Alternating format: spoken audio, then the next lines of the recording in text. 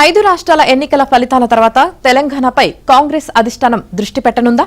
మంత్రివర్గ పునర్వ్యవస్థీకరణతో పాటు మంత్రుల శాఖల్లోనూ భారీగా మార్పులు చోటు చేసుకోనున్నాయా? కొత్త వారికి చోటు దక్కే అవకాశముందా? ఈ ప్రశ్నలకు అవును అనే అంటున్నాయి కాంగ్రెస్ వర్గాలు. పనితీరు బాగాలేని ఒకరిద్దరు మంత్రులను తప్పించేందుకు అవకాశమున్నట్లు ప్రచారం జరుగుతోంది. అదే జరిగితే ఆ స్థానంలో కొత్త వారికి అవకాశం దక్కుతుంది. ప్రస్తుత మంత్రివర్గంలో ఒక బెర్త్ ఖాళీగా ఉండగా రెడ్డి, ఎస్టీ, బంజారా సామాజిక వర్గాల నుంచి దీనికి గట్టి పోటీ నెలకొని ఉంది.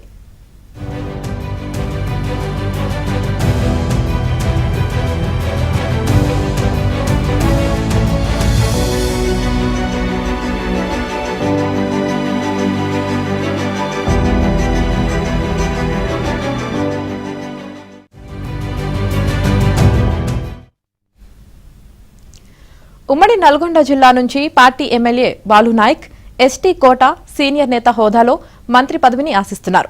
డిప్యూటీ స్పీకర్గా మహబూబాబాద్ ఎమ్మెల్యే రామచంద్ర నాయక్ను అధిష్టానం ఎంపిక చేసినా ఇంతవరకు ఆ పోస్టుకు ఎన్నిక నిర్వహించలేదు. మంత్రివర్గ విస్తరణలో అదృష్టాన్ని పరీక్షించుకుందామన్న ఆలోచనతోనే ఆయన తన ఎన్నికను వాయిదా వేయించుకున్నట్లు చెబుతున్నారు. ఇక బీసీ వర్గం నుంచి ఒకరిని డిప్యూటీ సీఎంగా తీసుకునే ఆలోచనను అధిష్టానం చేస్తున్నట్లు చెబుతున్నారు.